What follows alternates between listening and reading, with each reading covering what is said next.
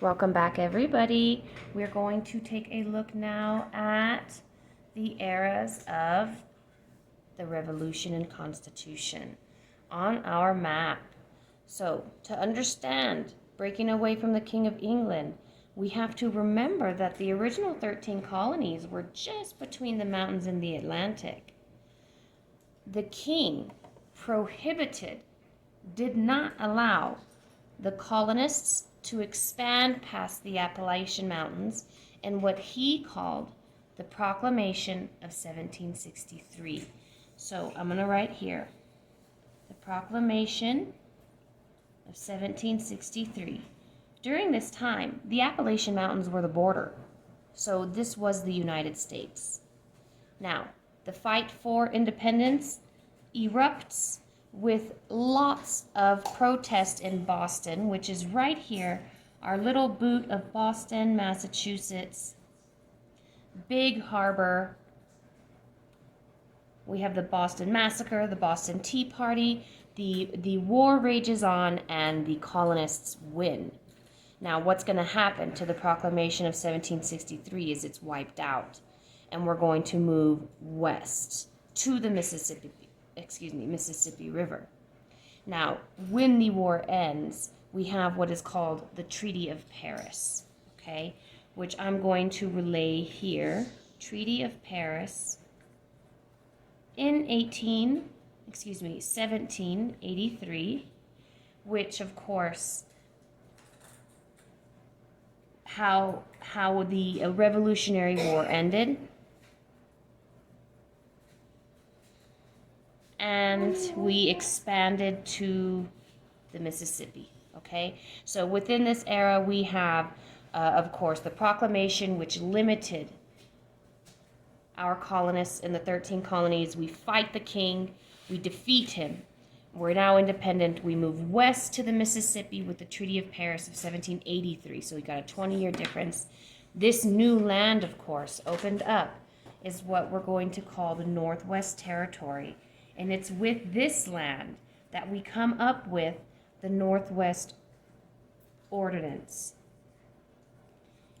This is when in our rule-making books, such as the Articles of Confederation and Constitution, they decide in order for this land to become states, and all states west, of course, you have to have 60,000 men, and slavery will not be allowed. So the Northwest Territory right here, correlated straight to the Northwest Ordinance rules. That takes us through those two eras. Go ahead and get it written in there, and we will see you tomorrow. Hey, ladies and gentlemen, we're going back to the era 1 of exploration and colonization. I am going to be using 3 colors today, blue, purple, and red, to distinguish the differences between the 3 regions of the 13 colonies. So step 1, we're going to draw a little dash here, and we're going to label, all right? We have the New England. We're just going to write New, N-E for New England. We're going to grab our purple for Mid-Atlantic and our red for the South, okay? And then we're going to use the bottom of our map to write some information about each of these regions. It's heavily tested, but it's also good to know because it kind of relates to their economies. So let's start with the New England region. In New England, all right, we had some characteristics that are very notable. For example, they had dense forests. It was cold. They had cold winters, which made it hard to grow. There was rocky soil, which meant that they were not going to have lots of farming or agriculture. There were harbors, which made it easy for the boats to come in and do sorts of trade. There was fishing industry. And finally, we have shipbuilding. Shipbuilding because they had the forests, so they had lots of access to lumber. Now, what I'd like to do is move on to the Mid-Atlantic. We'll go ahead and use purple. The Mid-Atlantic region a few things to remember. They had mild climate, because they're kind of in the middle. They have a little bit of both. Mild climate. They're known as the breadbasket because they're growing things like wheat and barley on small farms. Okay. And our final region with notable differences is the South. Okay. The southern region here, all right, in the South, of course, the original 13 colonies was down here. We had warm climates. They grew cash crops thanks to their fertile soil, which meant that it was good for growing things like tobacco, cotton, rice, and of course the use of slave labor, okay? Lots of information today to remember what the difference was between these three different regions in the original English colonies on the East Coast, okay? Now, that is it for today, and we will continue tomorrow.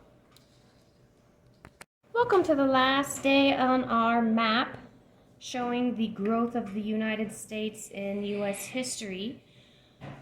You know, we just looked at the three regions yesterday, so let's take a minute to jump back to the three mother countries of Europe. Okay, I'm going to slide this down just a little so I can write comfortably.